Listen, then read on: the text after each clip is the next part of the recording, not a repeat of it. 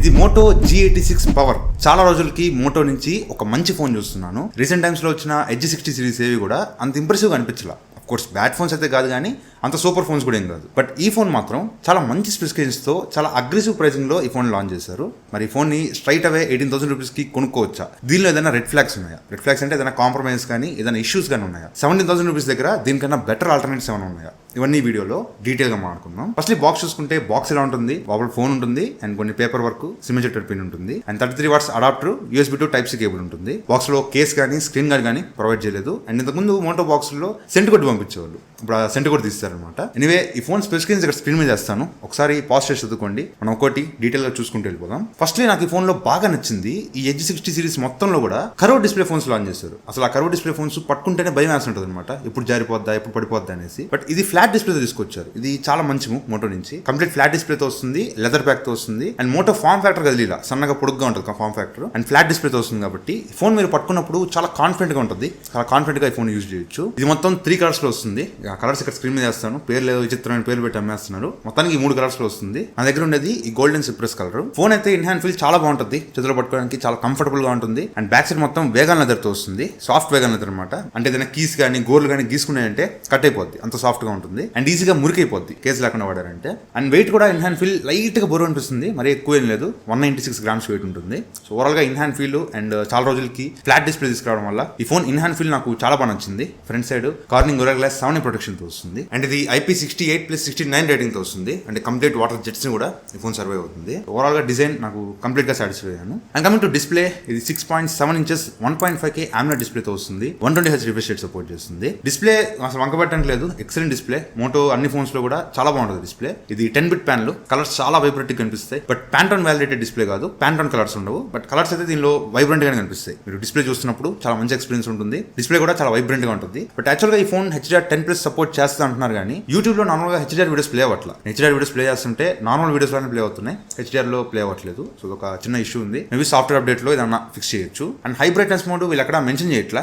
నేను చెక్ చేసినప్పుడు around 800 to 900 nits దాకా వస్తుంది. సో సన్లైట్ విజిబిలిటీ మీకు అంత క్లియర్ గా ఉండదు, బట్ ఆ ప్రైస్ కి అంతకన్నా ఎక్కువ ఎక్స్పెక్ట్ చేయలేము. సన్లైట్ విజిబిలిటీ అయితే పర్లేదు, బాగానే ఉంటుంది. అండ్ ఈవెన్ సౌండ్ కూడా ఇది స్టీరియో స్పీకర్స్ తో వస్తుంది, డాల్బీ అట్మాస్ సపోర్ట్ చేస్తుంది. సౌండ్ క్వాలిటీ అయితే ఎక్సలెంట్ ఉంది, చాలా షార్ప్ ఉంది. అండ్ ఆ ప్రైస్ లో నేను ఇంత మంచి సౌండ్ క్వాలిటీ ఇప్పుడు వినలేదన్నమాట. ఆ ప్రైస్ కి చాలా మంచి డిస్ప్లే అండ్ సౌండ్ క్వాలిటీతో వస్తుంది. డిస్ప్లే అండ్ సౌండ్ క్వాలిటీ మమ్మల్ని ఖచ్చితంగా సాటిస్ఫై చేస్తుంది. అండ్ దీంతో పాటు నాకు ఈ ఫోన్ లో బాగా నచ్చింది battery. Huge battery. H60 series line up మొత్తంలో కూడా ఇంత బ్యాటరీ లైఫ్ దేనిలో లేదు. ఇది 6720 mAh బ్యాటరీతో వస్తుంది. కాకపోతే ఫాస్ట్ ఛార్జింగ్ తక్కువ, 33 వాట్స్ వరకు ఫాస్ట్ ఛార్జింగ్ సపోర్ట్ చేస్తుంది. ఫుల్ ఛార్జ్ చేయడానికి 0 to 100 ఫుల్ ఛార్జ్ చేయడానికి ఇంచుమించు 1.5 hour టైం పడుతుంది. సరే ఆ ఫాస్ట్ ఛార్జింగ్ తక్కువ ఉంది కాబట్టి 1.5 hour అనేది కొంచెం ఎక్కువే. But still screen on time అసలు massive screen on time excellent గా వచ్చింది. నేను చెక్ చేసినప్పుడు around 9 hours screen on time, ఇంకా 20% బ్యాటరీ మిగిలింది. నాకు అసలు అప్పటికే ఓపిక లేదనమాట, ఇంకా బ్యాటరీ డ్రైన్ చేయాలంటే ఈజీగా 10 hours వచ్చేస్తుంది. ఒకవేళ హెవీ యూజర్ అయితే ఒక ఫుల్ డే ఈజీగా వస్తుంది, లేదు కొంచెం మోడరేట్ యూజర్ అనుకుంటే 2 days కూడా వస్తుంది బ్యాటరీ లైఫ్. బ్యాటరీ నాకు ఈ ఫోన్ లో చాలా బాగా నచ్చింది. అండ్ కమింగ్ టు పర్ఫార్మెన్స్, ఇది MediaTek Dimensity 7400 ప్రాసెసర్ తో వస్తుంది. 17,000 రూపీస్ ప్రైస్ బ్రాకెట్ లో ఆ ప్రాసెసర్ మనం కన్సిడర్ చేయొచ్చు.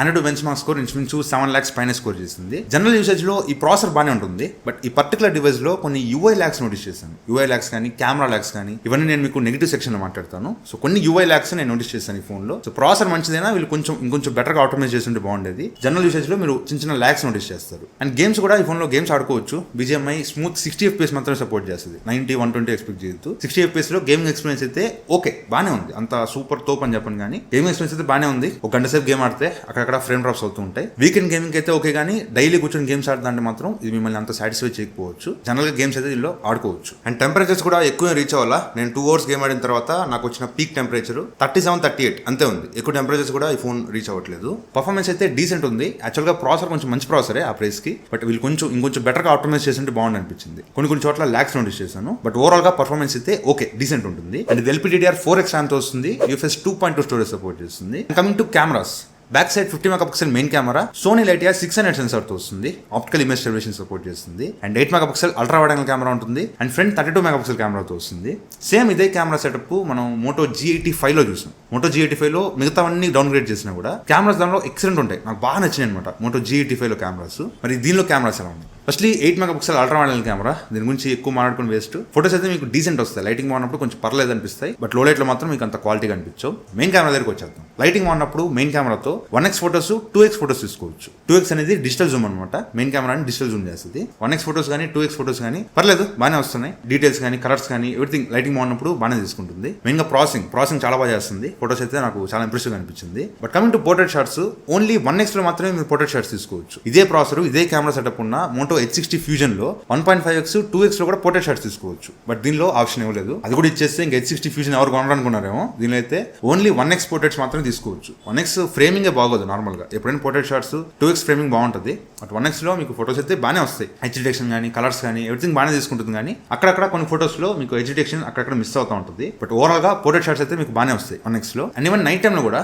Main camera photos 1x photos బాగానే వస్తున్నాయి. బట్ 2x ఫోటోస్ మాత్రం ఓవర్ షార్ప్ చేస్తుంది, ప్రాసెసింగ్ లో ఓవర్ షార్ప్ చేస్తుంది. 2x ఫోటోస్ అంత క్వాలిటీ అనిపించవు, కానీ main camera photos 1x photos night time లో కూడా ఫోటోస్ బాగానే వస్తున్నాయి. ఈవెన్ పోర్ట్రేట్ షాట్స్ కూడా 1x పోర్ట్రేట్స్ బాగానే వస్తున్నాయి. మీకు హెచ్ డిటెక్షన్ కానీ కలర్స్ కానీ ఎవ్రీథింగ్ బాగానే తీసుకుంటుంది. బట్ అక్కడ ఫోటోస్ కి 2x ఇచ్చినప్పుడు పోర్ట్రేట్ షాట్స్ కూడా 2x ఇచ్చుంటే బాగుంది అనిపించింది. అదొక్కటే నాకు చిన్న వెల్త్ అనిపించింది. బట్ ఫోటోస్ అయితే దీనిలో బాగానే వస్తున్నాయి. And coming to video, back camera use చేసి 4K 30 FPS లో వీడియోస్ రికార్డ్ చేసుకోవచ్చు. వీడియో క్వాలిటీ బాగానే ఉంది, కానీ ఎక్స్పోజర్ కంట్రోల్ సరిగ్గా తీసుకోవట్లా. అలాగే రికార్డ్ చేస్తా ఉంటే చీకట్ చేస్తుంది, మళ్ళీ బ్రైట్ చేస్తుంది. ఎక్స్పోజర్ కంట్రోల్ సరిగ్గా తీసుకోవట్లా. మనం మనిషిని ట్యాప్ చేస్తుంటే అప్పుడు మాత్రం లైటింగ్ తీసుకుంటుంది, లేకపోతే చీకట్ చేస్తుంది. సో ఎక్స్పోజర్ కంట్రోల్ అనేది అంత సూపర్ గా అనిపించలా. ఎక్స్పోజర్ లాక్ చేసుకుంటే బ్యాక్గ్రౌండ్ ఓవర్ ఎక్స్పోజ్ అయిపోతుంది. సో ఇట్లా ఎక్స్పోజర్ ఇష్యూస్ ఉన్నాయి. ఎక్స్పోజర్ ఇంకొంచెం కరెక్ట్ గా చేసుకుంటే బాగుండేది. అండ్ లో లైట్ లో 4K 30 FPS వీడియో చాలా బాగా వస్తుంది. కలర్స్ కానీ డీటెయిల్స్ కానీ ఎవ్రీథింగ్ చాలా బాగా తీసుకుంటుంది. ఓవరాల్ గా బ్యాక్ కెమెరాస్ బాగానే ఉన్నాయి, కానీ G85 లో ఇంకా బాగుంటుంది. బట్ ఎనీవే ఇది బాగానే ఉంటుంది. కాకపోతే ఆ 2x portraits and bouquet video background blur చేసి వీడియోస్ రికార్డ్ చేసుకునే ఆప్షన్ ఆ రెండు ఇచ్చుంటే ఇంకొంచెం బాగుంది అనిపించింది.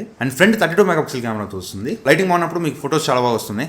ఫోటోస్ కానీ పోర్ట్రేట్ షాట్స్ కానీ డీటెయిల్స్ చాలా బాగా తీసుకుంటుంది. కలర్స్ కానీ ఎవ్రీథింగ్ మీకు ఫ్రంట్ కెమెరా బాగానే ఉంది. అండ్ ఈవెన్ లో లైటింగ్ లో కూడా ఫోటోస్ కానీ పోర్ట్రేట్ షాట్స్ కానీ చాలా బాగా తీసుకుంటుంది. ఎక్కడ ఫ్రంట్ కెమెరా నాకు మేజర్ ఇష్యూస్ ఏం కనిపించలా. వీడియో కూడా ఫ్రంట్ కెమెరా యూస్ చేసి 4K 30 FPS లో వీడియోస్ రికార్డ్ చేసుకోవచ్చు. వీడియోస్ అయితే లైటింగ్ బాగున్నప్పుడు సేమ్ నేను చెప్పేది బ్యాక్ కెమెరాలో ఎక్స్పోజర్ ఇష్యూ ఉందని, సేమ్ ఫ్రంట్ కెమెరా కూడా ఎక్స్పోజర్ ఇష్యూ ఉంది. మనల్ని ఫోకస్ పెడితే బ్యాక్గ్రౌండ్ అంతా ఓవర్ ఎక్స్పోజ్ అయిపోతుంది. సో ఎక్స్పోజర్ కంట్రోల్ ఇంకొంచెం బెటర్ గా చేస్తుంటే బాగుండేది. అండ్ ఈవెన్ లో లైట్ లో కూడా ఫ్రంట్ కెమెరా వీడియో క్వాలిటీ చాలా బాగుంది, ఎక్కడ అంత ఇబ్బంది అనిపించలా. సో 17,000 రూపీస్ ప్రైస్ బ్రాకెట్ లో కెమెరాస్ అయితే దీనిలో బాగానే ఉన్నాయి. అంత బీచ్ లెవెల్ పర్ఫార్మెన్స్ అని చెప్పను, కానీ కెమెరాస్ అయితే దీనిలో బాగానే ఉన్నాయి. బట్ దీనిలో కొన్ని ప్రాబ్లమ్స్ ఉన్నాయి. మనం మోటో అన్ని ఫోన్స్ లో చూస్తాము కెమెరా ల్యాక్స్, దీనిలో చాలా ఎక్కువ ఉన్నాయి కెమెరా ల్యాక్స్. మీరు కెమెరా యాప్ ఒక 15 నిమిషాలు 20 నిమిషాలు యూజ్ చేస్తారంటే చాలా ల్యాక్స్ నోటీస్ చేస్తారు. కెమెరా యూఐ ల్యాక్స్ కానీ షటర్ ల్యాక్స్, మెయిన్ గా షటర్ క్లిక్ చేస్తూ ఉంటే ఒక 10-20 సార్లు టకటక నొక్కుతా ఉంటే ఒక 5-6 సార్లు ఫోటోస్ పడుతుంటాయి అనమాట. షటర్ ల్యాక్స్ ఉన్నాయి. అండ్ ప్రాసెసింగ్ ల్యాక్స్, మీరు ఏదైనా ఫోటో తీసిన తర్వాత ఆ ఫోటో ప్రాసెస్ అవడానికి చాలా టైం తీసుకుంటుంది. స్టోరేజ్ UFS 2.2 స్టోరేజ్ కాబట్టి మీకు ప్రాసెసింగ్ కొంచెం టైం తీసుకుంటుంది. ప్రాసెసింగ్ ల్యాక్స్ ఉన్నాయి. అండ్ నార్మల్ గా ఫోన్ యూజ్ చేస్తున్నప్పుడు కెమెరాస్ అనే కాదు,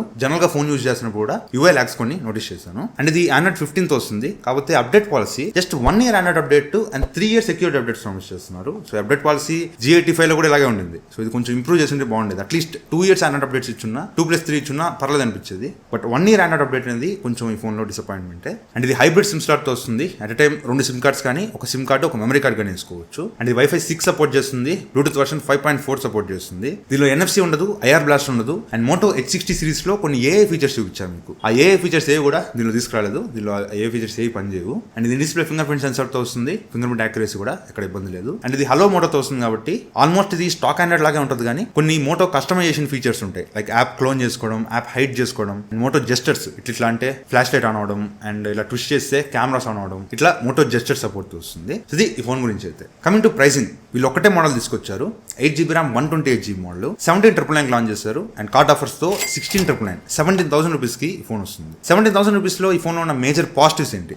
ఫస్ట్ దీని ఫామ్ ఫ్యాక్టర్ దీనిలో చాలా బాగుంటుంది. ఇన్ హ్యాండ్ ఫీల్ దీనిలో ఎక్సలెంట్ ఉంటుంది. And even display and sound quality కూడా ఈ ఫోన్లో చాలా బాగుంటుంది. అండ్ బ్యాటరీ లైఫ్ దీనిలో ఎక్సలెంట్ ఉంటుంది. బ్యాటరీ విషయంలో మీరు డిసప్పాయింట్ అవ్వరు. ఈవెన్ కెమెరాస్ కూడా ఆ ప్రైస్లో కెమెరాస్ కూడా బాగానే ఉంటాయి. అండ్ పర్ఫార్మెన్స్ కూడా 17,000 ప్రైస్కి పర్ఫార్మెన్స్ కూడా దీనిలో బాగానే ఉంటుంది. ఈవెన్ IP రేటింగ్ కూడా IP69 రేటింగ్తో వస్తుంది. సో IP రేటింగ్ కూడా ఈ ఫోన్లో బాగానే ఉంటుంది. సో అన్ని మెయిన్ పిల్లర్స్ అన్ని బాగున్నాయి ఈ ఫోన్లో. బట్ ఈ ఫోన్లో ఉన్న నెగిటివ్స్ ఏంటి? First Android updates 1 year Android update కాకుండా ఒక 2 years 3 years ఇచ్చుంటే ఇంకా బాగుండేది. అండ్ ఆప్టిమైజేషన్ కొన్ని UI ల్యాక్స్ కానీ షటర్ షట్టర్ ల్యాక్స్ కానీ కెమెరా ల్యాక్స్ కానీ ఓవరాల్ గా ఫోన్ యూజ్ చేస్తున్నప్పుడు అక్కడ ల్యాక్స్ నోటీస్ చేస్తారు. సో ఇవి ఒకటి ఇంకా ఇంప్రూవ్ చేస్తుంటే బాగుండేది. ఈ మోటో H60 లైనప్ మొత్తం ఈవెన్ H50 సిరీస్ లో కూడా కెమెరా ల్యాక్స్ కానీ యూఐ ల్యాక్స్ కానీ మనం నోటీస్ చేస్తాము. బట్ దీనిలో ఇంకొంచెం ఎక్కువ అనిపించింది. సో ఈ ఫోన్ లో నాకు అనిపించిన మేజర్ నెగిటివ్స్ అయితే కోర్స్ ఫాస్ట్ ఛార్జింగ్ కూడా ఇంకొంచెం బెటర్ గా ఇచ్చుంటే బాగుండేది. బట్ నేను పెద్ద కంప్లైంట్ చేయను, 17,000 కి అంత కంప్లైంట్ చేయను. సో ఓవరాల్ గా 17,000 రూపీస్ కి ఈ ఫోన్ తీసుకోవచ్చా అంటే స్ట్రైట్ అవే చాలా మంచి ఫోన్. మోటో నుంచి చాలా రోజులకి ఒక మంచి ఫోన్ తీసుకొచ్చారు. సో ఆండ్రాయిడ్ అప్డేట్స్ నాకు అంత ఇంపార్టెంట్ కాదు. 1 year ఆండ్రాయిడ్ అప్డేట్ వచ్చినా పర్లేదు, నాకు ఒక మంచి ఫోన్ కావాలి అనుకుంటే 17,000 రూపీస్ కి ఈ ఫోన్ తీసుకోవచ్చు. బట్ స్టిల్ దీనిలో కొన్ని యూఐ ల్యాక్స్ కెమెరా ల్యాక్స్ ఉన్నాయనే విషయం గుర్తుపెట్టుకొని ఈ ఫోన్ తీసుకోండి. మంచి ఫోనే 17,000 రూపీస్ కి ఈ ఫోన్ కొనుక్కోవచ్చు. సో ఇది వాటి వీడియో అయితే. వీడియో మీకు నచ్చింది అనుకుంటున్నాను. ఈ వీడియో మీకు నచ్చితే లైక్ చేయండి, షేర్ చేయండి, కామెంట్ చేయండి. ఛానల్ సబ్స్క్రైబ్ చేసుకో మాత్రం మర్చిపోకండి. Thank you friends. బాయ్. జై హింద్.